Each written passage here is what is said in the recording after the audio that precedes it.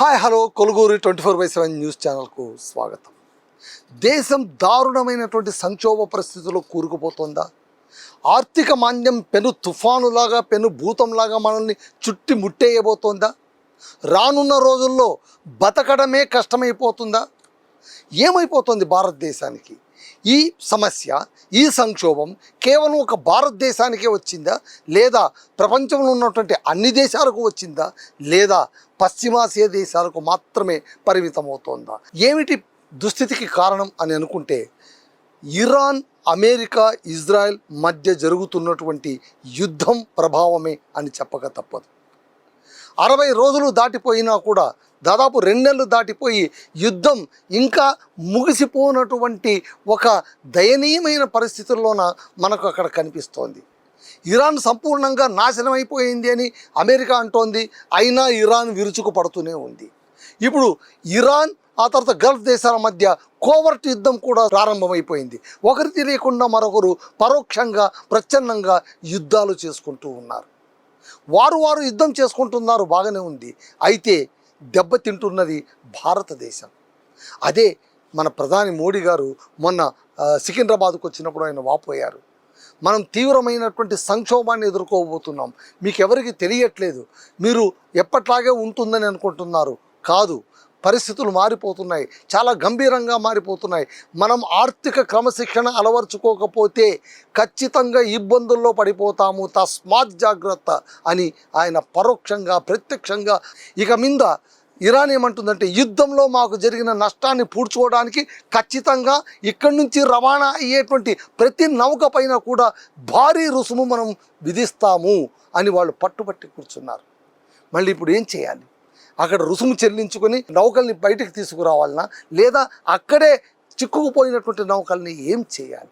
2-3 రోజుల కొరత వల్లనే గ్యాస్ దొరకకుండా, పెట్రోల్ దొరకకుండా మనం ఎంత అల్లాడిపోయామో మనం అందరూ చూసే ఉంటాం. మళ్ళీ ఇది ఇంకా దీర్ఘకాలంగా కొనసాగే పరిస్థితి కనిపిస్తుంది అని మనకు ఉదయ్ కోటక్ చెప్తూ ఉన్నారు.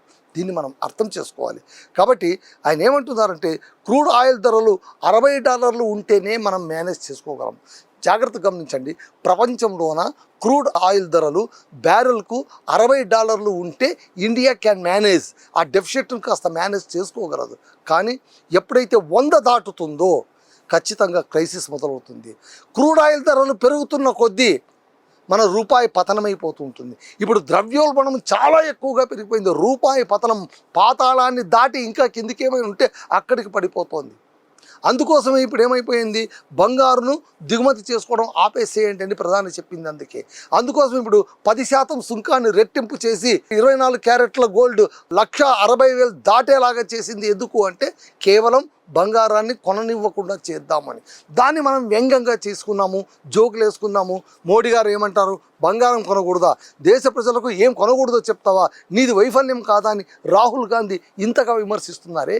మళ్ళీ ఇదే రాహుల్ గాంధీ గారి నానమ్మ ఇందిరాగాంధీ, ఆమె హయాంలో కూడా, ఆమె ఏలుబడిలో కూడా 1967 ఆ ప్రాంతంలోన బంగారం కొనవద్దని పత్రికాముఖంగా ప్రకటనలు ఇచ్చారు కదా. మళ్ళీ ఏ దేశానికైనా సంక్షోభం అనేది వస్తుంది, దాన్ని మనం గుర్తించాలి, గౌరవించాలి, ఆ సమస్య నుంచి బయటపడాలి కదా. అది ఇప్పుడు మన ముందున్నటువంటి మార్గం. అందుకోసమే ఇక్కడ మెయిన్ చెప్తున్నది ఏంటంటే, ప్రపంచం ఇప్పుడు ఫినామినా ఎలా అయిపోయిందంటే, ప్రపంచం ముక్కలుగా అయిపోయింది. ఏ దేశం ఆ దేశం అయిపోయింది. మీరు చాలా జాగ్రత్తగా గమనించండి. ప్రపంచంలో చమురు సంక్షోభం వస్తే అమెరికాకు చమురు సంక్షోభం లేదు. కారణం ఏంటంటే, వెనిజులాను అది కైవసం చేసుకునింది. అక్కడ ఉన్నటువంటి చమురు నిక్షేపాలన్నింటినీ పట్టుకెళ్ళిపోయింది. ఇప్పుడు దానికి ఏమి చమురు నిల్వ అపారంగా ఉన్నాయి. అందుకోసమే ట్రంప్ అన్నారు, హోర్మోజ్ జలసంధి లేకపోయినా కూడా, అది మూసుకుపోయినా కూడా మాకొచ్చే ఇబ్బంది ఏం లేదు, మా వనరులు మాకున్నాయి అని. మరి పేద దేశం ఏంటంటే థర్డ్ వరల్డ్ కంట్రీస్ మనమే. కాబట్టి మనం ఇబ్బంది పడక తప్పదు. ఈ సందర్భంలో ఎవరికి వారు మెలకువగా ఉండాలి, ఎవరికి వాళ్ళు జాగరూకతతో ఉండాలి అని మన ప్రధాని గారు చెప్పారు, నరేంద్ర మోడీ గారు. అలాగే పారిశ్రామికవేత్త ఉదయ్ కోటక్ కూడా అదే మాట చెబుతున్నారు. అలాగే కేవలం మన దేశం ఒకటి కాదు, సింగపూర్ ప్రధాని లారెన్స్ వాంగ్ కూడా అదే మాట అంటున్నారు. ఏంటి, హార్మోజ్ జలసంధి అక్కడ ఏర్పడిన ఇబ్బందుల వలన ప్రపంచ దేశాలకు ముప్పు ఏర్పడుతుంది, చమురు సంక్షోభం వస్తుంది, మనం ఏం చేయలేకపోతున్నామని ఆయన కూడా నిస్సహాయత వ్యక్తం చేశారు.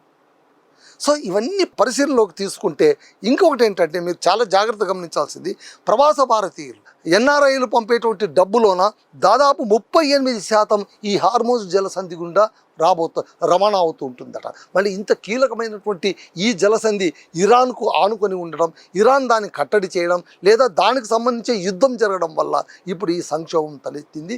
ఇది ఎప్పుడు చల్లారుతుందో, ఎప్పుడు మళ్ళీ మామూలు స్థితి వస్తుందో మనకు తెలియదు. మామూలు స్థితి రావచ్చేమో, కానీ ఇన్నాళ్ళ యుద్ధం ప్రభావం మనకు ఉంటుంది కదా, ఆ ప్రభావం ఇప్పుడు మనకు తాకపోతుంది. ఈ 2 నెలలుగా పెద్దగా మనకు తాకలేదు. మనం అనుకుంటున్నాం ఆల్రెడీ యుద్ధ సంక్షోభాన్ని మనం ఎదుర్కొంటున్నామని. లేదు, ప్రధాని గారు అదే చెప్తున్నారు, ఉదయ్ కోటక్ గారు అదే చెప్పారు. ఇప్పటిదాకా మనం సంక్షోభాన్ని ఎదుర్కోలేదు, ఇక మీద ఎదుర్కోబోతున్నాము.